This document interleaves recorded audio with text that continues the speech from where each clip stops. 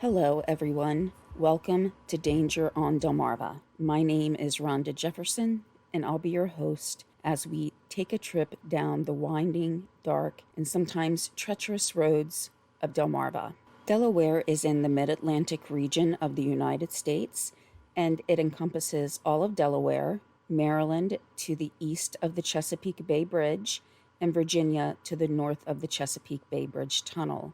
What I do in this podcast is review incidents that have happened on the Eastern Shore, whether they be natural or man-made disasters, crimes that have taken place, or any event that has helped shape Delmarva. If you do find this type of content informative, please like or follow, subscribe, whichever the podcast app that you're listening through provides as a way for you to follow the podcast. And though I'm not familiar with how the algorithms work, but that also does help the podcast move up in searches. So if someone is looking for a particular type of content, this helps move the podcast higher if they're searching for, the keywords regarding this podcast. I've said on my last episode that the next episode coming up was going to be of a very sensitive topic, as well as the acts that were perpetrated against Matthew Williams are just horrifying. So this will be the warning that I give before we proceed, that the content that you will be hearing is disturbing. This was the most extreme act of violence that I've seen or heard about. The time frames in total that we'll be covering really go over centuries, actually, is all connected and led to events that happened in December of 1931 in Salisbury. So just a couple of things before I start. All of the sources that I used will be in the description of the episode. I did use a number of different sources for this episode that were more than the usual number of sources that I use. Also, within one of those sources, there were a number of different pages of a project that had been started in the 1970s.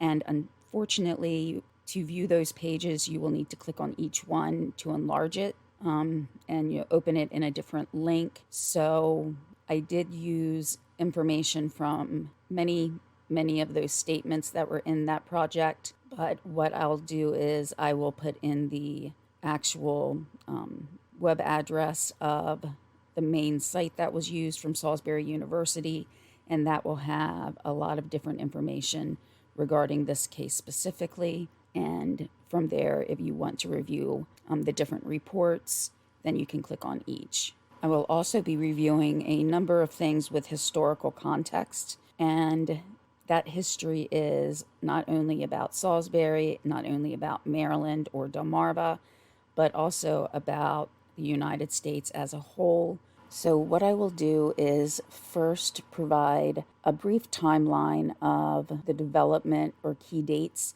in Maryland. And though there are, of course, a large number of those dates, I will narrow those down to ones that seem most important for the topic that we'll be covering today. Then I will narrow the focus down to Salisbury, and events that occurred within the nation will also be discussed when they're relevant to the dates that we review or the events that were happening in Salisbury or Maryland. Also, I do want to make a couple of statements. First, remember that all people are innocent until proven guilty. That is something that we need to remember throughout so many aspects of life. Not only what we'll be reviewing today, but even now going forward with a knowledge of that foundation of how our judicial system should work, and recognizing that while that may be in the letter of the law, some people do not always follow that or believe that and have presumptions and prejudices that serve to taint and even pervert justice. We will see that justice was perverted to the utmost extent in the topic that we'll be covering today. And it is from the acts of a mob of people that we do not have one definitive narrative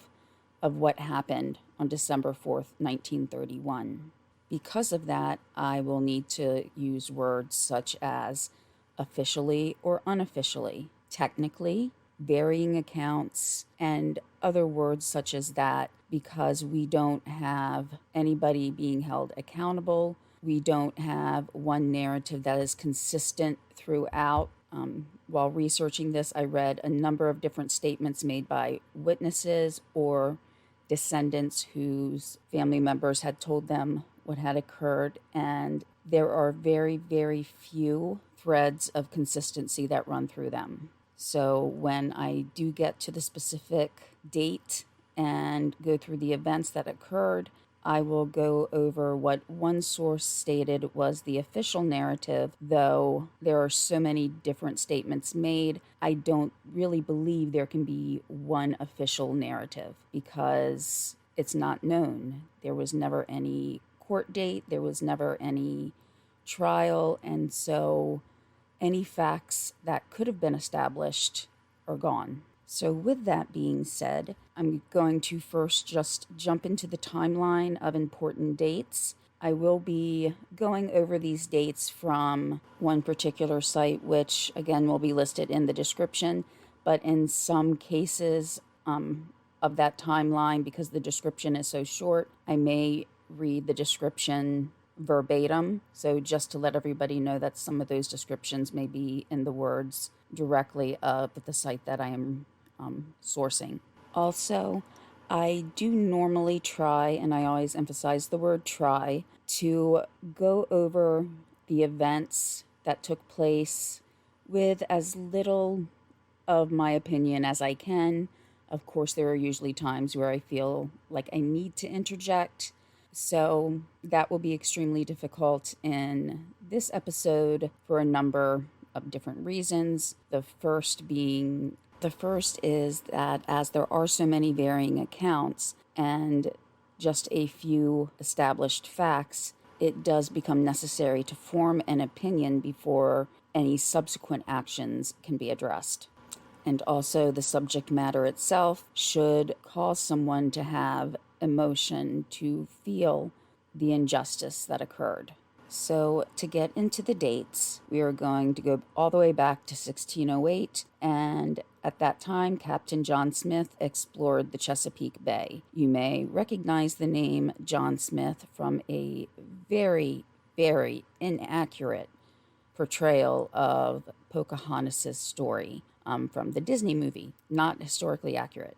In 1631, an English trading post was established on Kent Island. Now, at that time, of course, the Chesapeake Bay Bridge would not be there, but that's really where the end of the Eastern Shore of Maryland ends. So Kent Island is right there at where the Bay Bridge starts, and so that is really a current dividing point of East and West Maryland. In 1649, Puritans founded a town named Providence, which later was named Annapolis, and an act concerning religion was passed. In 1664, slavery was allowed by law in Maryland. Just a brief historical context as we will go more into that.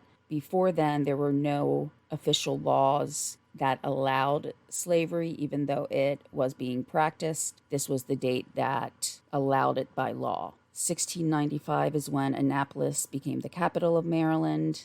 Baltimore was founded in 1729. The Mason-Dixon Line was established in 1767, and that set boundaries between Pennsylvania, Delaware, Maryland, and Virginia, which at that time contained the land area now known as West Virginia. For a brief period of time, for less than a year, Annapolis was the nation's capital from November 1783 to August 1784. In 1791, Maryland donated land to establish Washington, D.C. Throughout periods in time here, too, the development of the railroad started to be established in Maryland. In 1837, the Baltimore Sun began publication, and in 1838, a man named Frederick Douglass disguised himself as a sailor and got on a train to Havre de Grace, Maryland. He was escaping slavery. Frederick Douglass also was the first African American to be nominated as a vice president of the United States. He was on what's called the Equal Rights Party with the nominee Victoria Woodhull for president. He was a leader in the anti-slavery and abolitionist movements. His oratory was strong and powerful, and his legacy is here today. He wrote 3 autobiographies, including information on time when he was a slave, and even in the town that I live in, my son's former elementary school, as they're now in middle school, was Frederick Douglass Elementary School. Even though I wasn't really intending to go into a lot of detail with each date, I did think it was important to discuss Frederick Douglass and all that he did during his lifetime where he broke many barriers.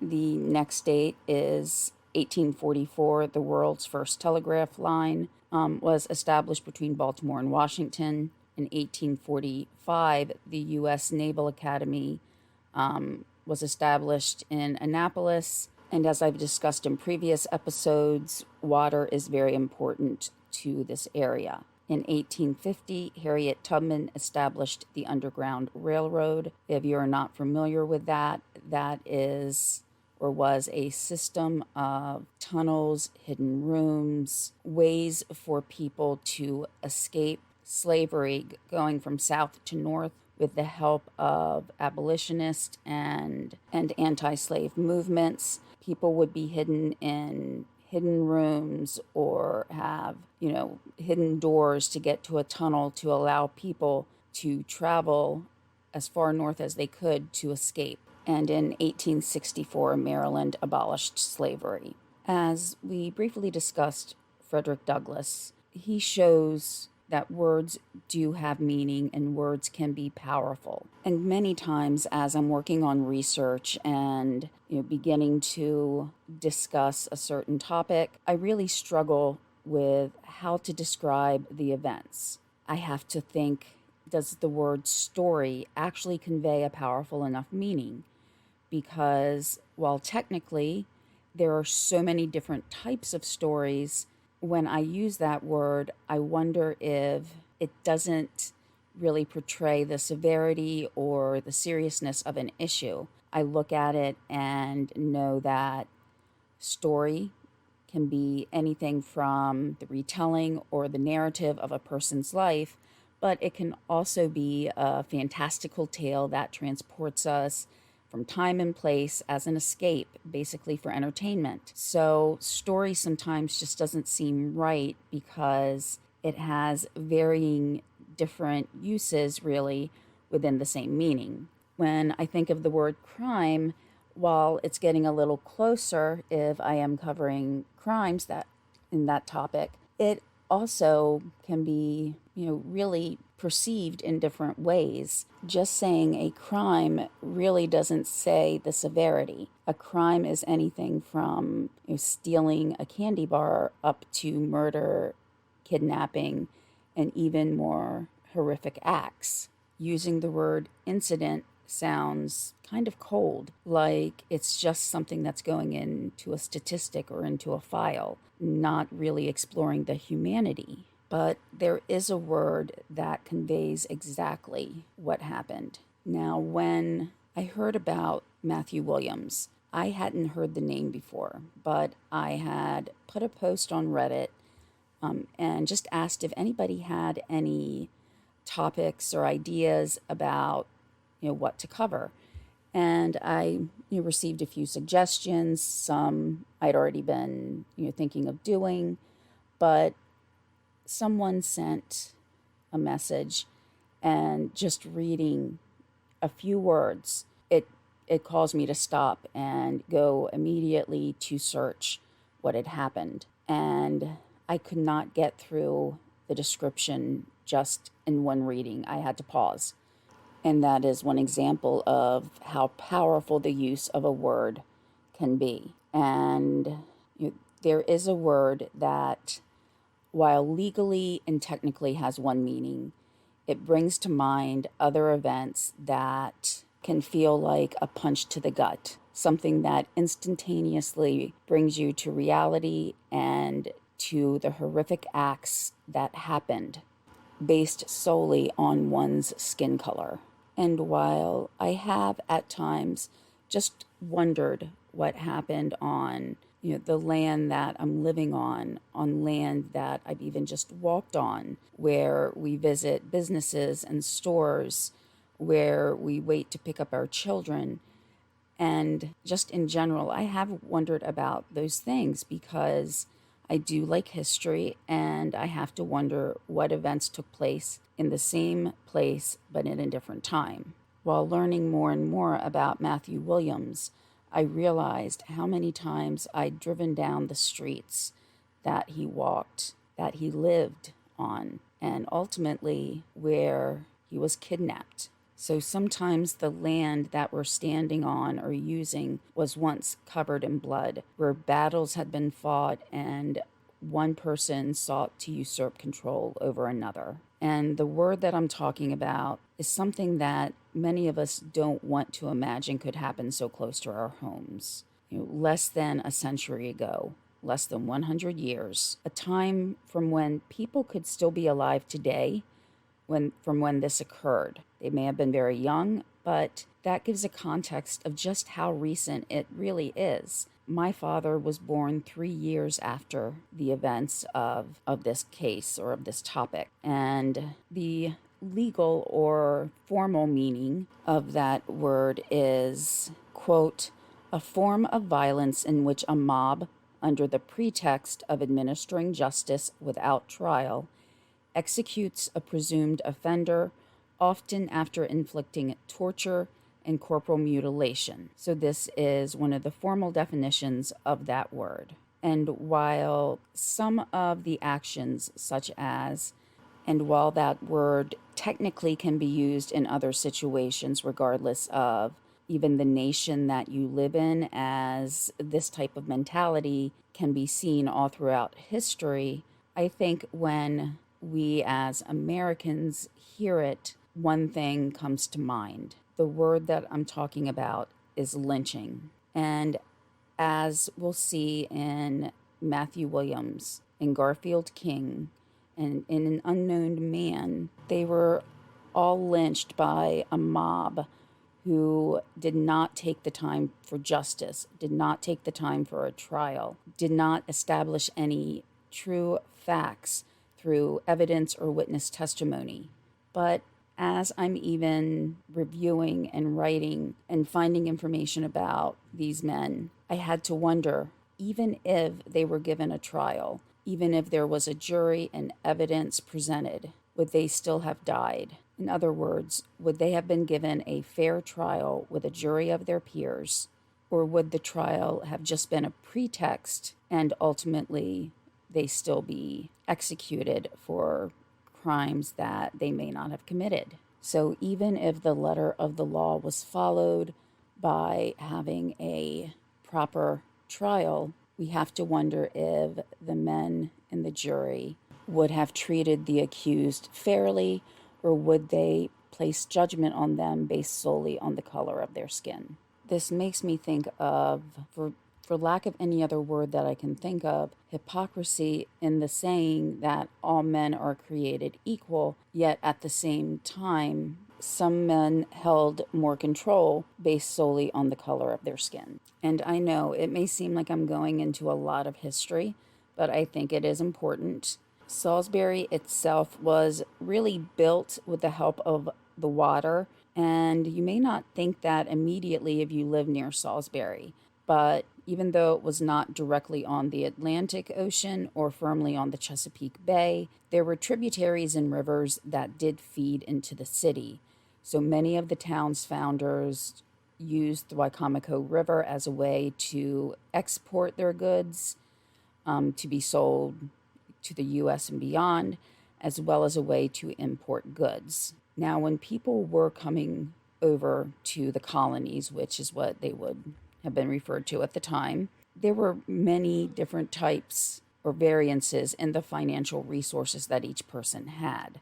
Some people had no resources and they were leaving their country to try to find a new life, a life that offered more opportunity, but they couldn't pay their way. So something called indentured servitude would take place. What this means is someone would sign a contract stating that they would work for the wealthy landowners for a specific amount of time. And by the time that their contract ended, sometimes they were given some things such as a small piece of land or some money to start out with, because if they just left with nothing from their time as being an indentured servant, they would be right back where they started.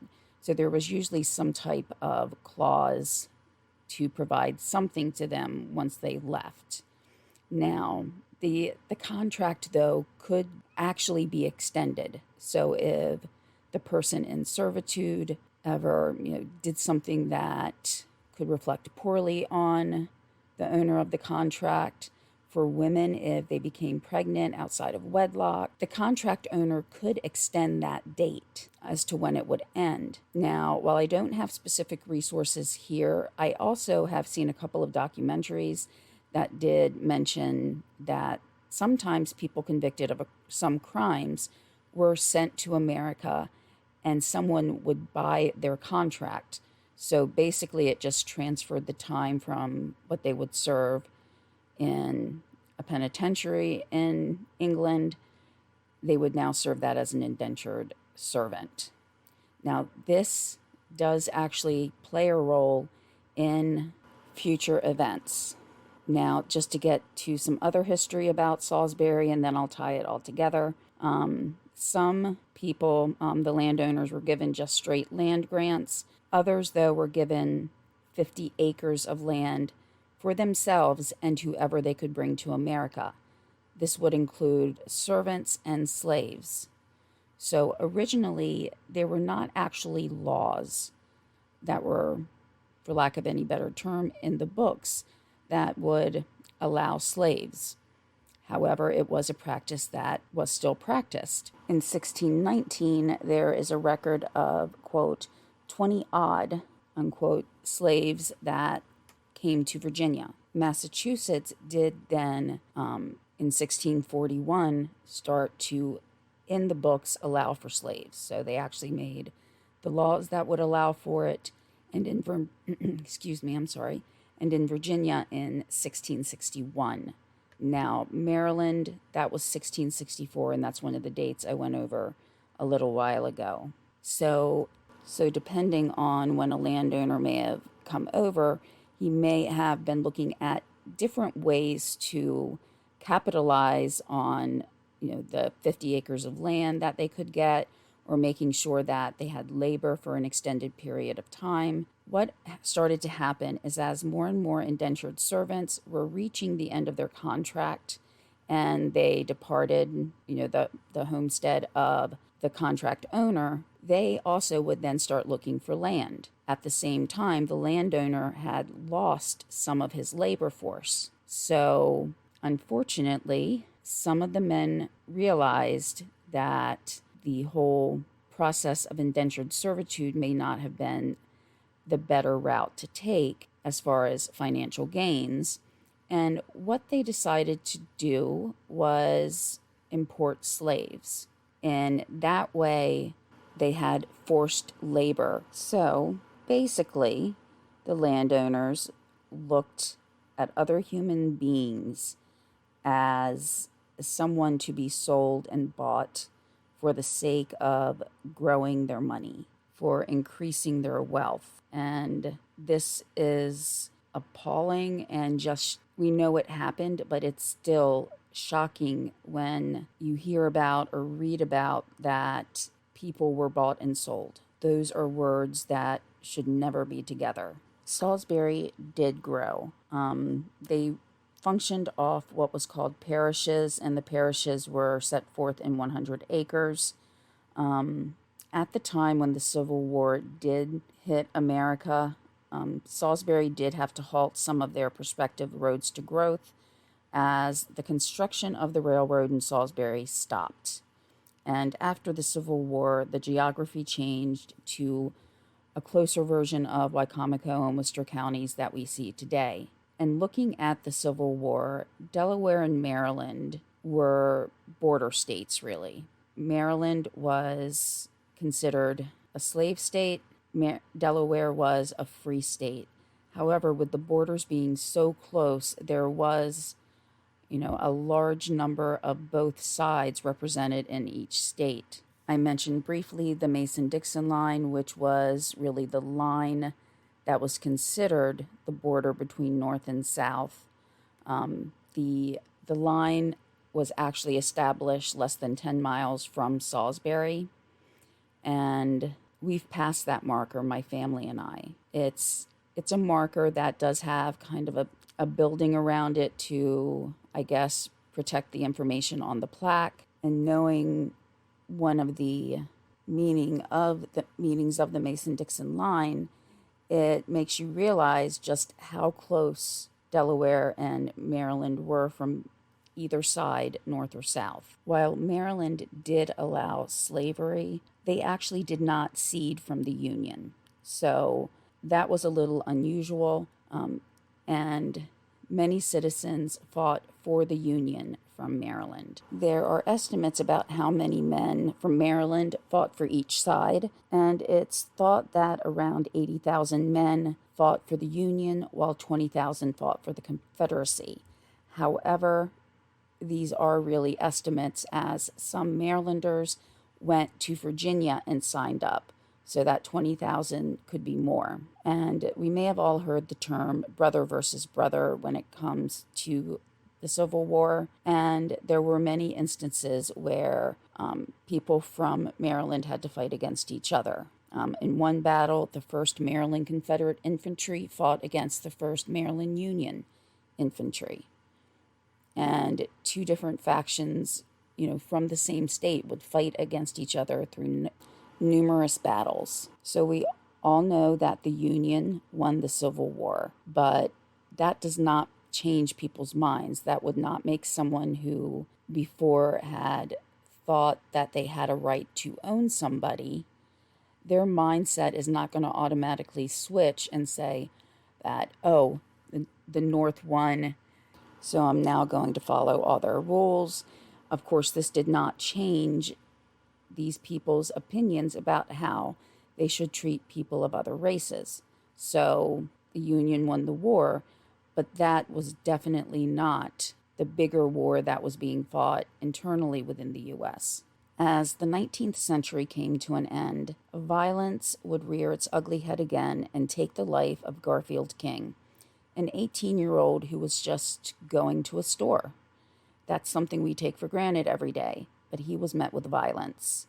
Now, while this episode will primarily be about Matthew Williams, I do think it's important to discuss Garfield King, as a very similar incident took place long before Matthew Williams. Garfield King was a young black man who shot a 22-year-old white man named Herman Kenney. Now, Herman did not die immediately. He lived for about 3 days, and he identified Garfield King as the shooter, as well as, the people he was with that day identified Mr. King. Mr. King was also with some of his friends that day, so what this started as was an argument between a group of white men and a group of black men. The argument did start to become violent, and Mr. King said he acted in self-defense as Herman Kenney had shoved him or pushed him. Whether or not this would have been found as self-defense within a court of law will never be known for two reasons. One is that, again, we have to think of the time period and the jury and whether or not he would have been given a fair trial anyway. But then secondly, he also would not have made it to a trial.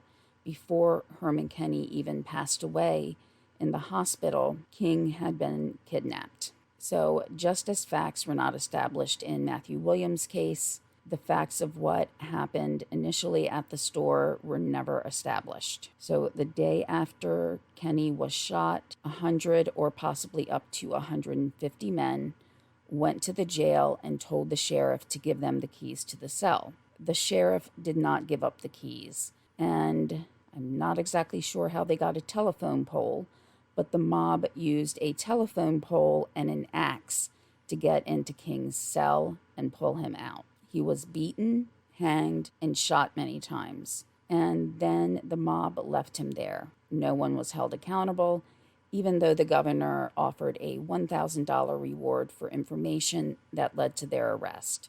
That would be approximately $33,000 today. Just a short side note. Okay, there were a lot of men there, but I would think that a sheriff would have known at least one. I know that Salisbury was not a tiny, tiny town at that point where the sheriff may have known every single person, but 100 to 150 men, he had to know at least one person within that group. That's just my thought, but that's one of the thoughts that I had regarding this particular lack of accountability, to say the least. And between the time of Garfield King's lynching and Matthew Williams's, there was a little over 30 years. You would have hoped that things would have changed, that possibly with a new generation, that they would see that the attitudes and beliefs that their ancestors held weren't right. However, there were still a large number of people who held to those beliefs. And in a series of events that plagued Salisbury, Maryland in December of 1931, 3 men would be killed. And even though a mob stated that they were seeking justice for the first man killed, what they truly did was deny justice for him, for their murder victims, and for victims of these types of crimes throughout the United States. And during that last month of 1931, that same mob also perpetrated yet another indignity on one of their victims, as one man was left without his name, and he will be referred to as the Unknown Man. Matthew Williams was born on February 8th, 1908, and his childhood and youth were filled with tragedy. That began when, at just 4 years old, his mother died of pneumonia. So this would be around 1912, and at that time, pneumonia was not treatable as it is today. So pneumonia would have been extremely serious, and there were a large number of people who would die from pneumonia each year. After her death, he and his older sister, Olivia, were sent to live with his mother's mother, and that was Mary Handy. And unfortunately, the trajectory of Matthew's life did not get any better. His father died about 4 years after he had moved into his grandmother's home. Then, about 6 years later, his grandfather also died. So at this time, it was not unusual for children to leave school if they were needed to help support the family.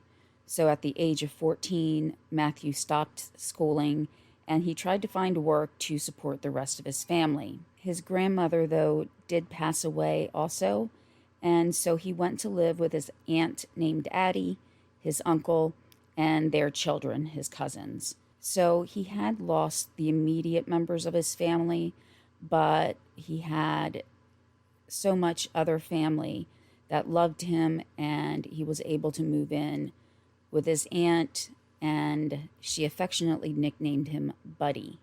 The house was on Isabella Avenue, which if you're from the area, you have probably passed hundreds, if not thousands of times, and may have never thought about the people who lived there before today, maybe never stopped to think about the history that was rooted in any particular area. that you may be passing through or over. Though I do not have the exact year, Matthew Williams worked for Daniel J. Elliott for about 8 to 10 years. Mr. Elliott owned a lumber yard and a box factory. And while Matthew's main job was to work within the factory, he also worked with the Elliott family, doing jobs that they needed done. Many people reported that Matthew's and Elliott's relationship was good. Many reports or statements that I reviewed said that they were fond of each other. And if he did odd jobs for the family, it does show a level of trust that Daniel Elliott must have had in him. Matthew worked very hard. He did not spend any extra money on extravagances, except as some reports mentioned that he did love to splurge on his hair. He didn't date much, but he did go to a number of churches, and he was religious, serious, and driven. And things started out normally on December 4th, 1931. And how many times have we heard that at the beginning of any traumatic or tragic event? As usual, his day started out at his aunt's home, and he spent some time playing with his younger cousins and then sent off to work for the factory. Now, I can't say exactly what time that was. I did see one report that said 4 o'clock p.m. That seemed a little late for me given the time of year and how dark things would get, early on December 4th. But that was the only time that I saw mentioned in any of them. Now, except for some very basics, the way the rest of the day went is not entirely known. The only things that we can really say we know for sure is that Daniel Elliott died. Matthew Williams was shot 3 times. He was taken by a mob and was killed. The reasons or motives behind the shootings, the order of events, the location of certain events, and most importantly, who actually murdered Daniel Elliott has never been firmly established. As there was no trial, there could be no witness testimony truly given. As there was no trial, no evidence could be submitted to the court for preservation and for review. We have the word of one witness who had a lot to gain with Daniel Elliott's death. So in many ways, things that I'm going to be speaking about over the next 20 minutes or so will be based on he said evidence, basically meaning these are accounts that were given by someone, whether they were witnesses or had been told the order of events through relatives. And of course, through time, information is forgotten, thoughts get muddled. And even as we'll see from a project that began in the 1970s, the recollection of events on that day are vastly different. Even though, with the exception of one, it is agreed that the mob was around 2,000 people. So I am going to start with the first narrative or description of events that I read about when I first started to research this. And using that as a base, every time I read a different statement or something different in the newspaper, the differences were glaring. That shows how important it is to write down history, to remember history, because if we don't, the lives and legacies of those before us will be lost. On December 4th, 1931, supposedly Matthew had wanted to discuss his wages with Daniel Elliott. The discussion supposedly got heated and an argument ensued. At that point, it is suggested that Matthew Williams killed his boss, whom, by all accounts, he was very fond of, and Elliott was also fond of Matthew. Then supposedly Williams shot himself in an unsuccessful suicide attempt. James Elliott, who was Daniel's son, supposedly came upon the two of them and took the gun that was in the vicinity and shot Matthew again in the chest and in the leg. I've heard some say the back and the leg, but still, Matthew was alive. The summation of the next events were provided by a man from Philadelphia. His name was Howard Nelson, and he was visiting the city on business. He recounted this statement to a newspaper. Mr. Howard was African American, but he said his skin was light and that the mob that was all around him that day must have thought that he was white. So these are the events, and again, it's a summation of what he had given to a newspaper. Early that morning, he had left for Princess Anne. That's a town that is pretty close to Salisbury. And he came back to Salisbury that evening. Of course, the main topic of conversation was the death of Daniel Elliott. He had been discussing that death with someone, but he saw that people were lining up around the front of the newspaper building, the Salisbury Times. Now, after Mr. Nelson was finished with the conversation he was having, he went over to where the group was and read the bulletin outside of the newspaper office. I cannot repeat what the bulletin said. It is, I think the only way I can describe it is the most appalling language I've ever seen printed, and this was from a newspaper. A newspaper is supposed to be unbiased and report the facts, and it was just unimaginable to us today. I think that anybody, much less a newspaper, would print this type of vitriol. It was really just not describable. And not only did the newspaper print words of hate which could fuel acts of revenge, or what this mob would say was revenge, but the newspaper initially got the information wrong. The bulletin had said that Matthew Williams was dead. And one of the men that was around Mr. Nelson began to talk to him and said that Matthew had died too soon, that he had had plans for Matthew that night. The quote was, "There was going to be some fun here tonight," end quote. However, that bulletin was swiftly replaced with the correct poster that said that Matthew was indeed alive and his condition was improving. More and more people began to read the bulletin and started to separate into groups, probably with friends or family or neighbors, until someone shouted to go to the hospital. And all of the men began to move towards the hospital, with Mr. Nelson following them, not aware of the carnage that he was about to witness. He was also in the middle of a crowd of men who were going to kill a man before there was any evidence given or trial proceedings. The crowd arrived at the hospital, and as the mob approached the hospital, a man did stop them and ask them not to disturb Matthew. But some of the mob had already made it past, and they were headed towards the segregated ward of the hospital. And they took Matthew from his bed. And if what has already occurred did not make you question the mob's sense of humanity, the next things will. They did not bring Matthew out the door. They threw him out of the window. So we have a man who is in a hospital gown. He doesn't have slippers or socks. This is not 2022. This is 1931. So he just has a hospital gown on. He has bandages around his head, his chest, and his leg. And this mob threw him out of the window. And the fear and confusion of what he felt just has to be unimaginable. The crowd then dragged him to the courthouse lawn.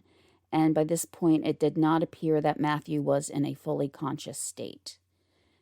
And also, this did happen at around 8 p.m., and it gets dark very early in December and in the winter along the Eastern Shore. So by 8 p.m., it must have been pretty dark. The mob was reportedly at around 2,000 people. Yes, at 2,000. And this has stayed pretty consistent through the accounts of that day, except for one person who said it was just a handful of people. But what they did to Matthew is difficult to describe and difficult to hear about. The fact that while the hospital itself has changed quite a bit through the years, how it's grown and even in the past couple of years changed names, the fact is that a man was pulled from the hospital from a place that he should have felt safe and that those within were only seeking to help him. Now, looking at this from 90 years later, we don't have, the number of hospital staff that may have been working that day or what resources they may have had to try to stop the mob.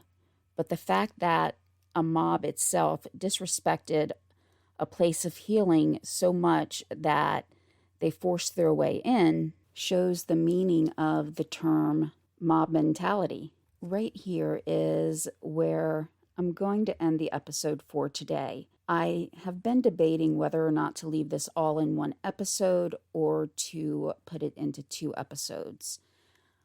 After thinking a lot about it, I did decide finally to go into 2 episodes because I do want to review some of the statements and accounts that were repeated in the 1970 to 1973 project.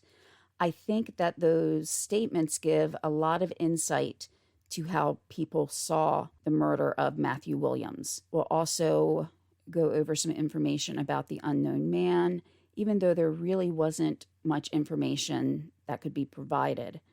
But even though he does not have his name, I still think that he needs to be discussed so that if there's any possibility that someone out there may remember people talking about a relative or a loved one that went missing, that there may still be some people alive who have heard of that. And I will discuss that more in the next episode, but while he has yet to regain his name, he cannot be forgotten. When I do episodes where there will be more than one episode covering a topic, I do get the second episode out faster than the normal 2 to 3 weeks, or sometimes a little longer between episodes. So probably within the next week, but as soon as possible, I will get the next episode out so that we can continue Matthew's and the unknown man's story and look at the insight that the statements from years later provide. They are quite interesting and informative on the perceptions at that time. And until I talk to you in the next episode, goodbye.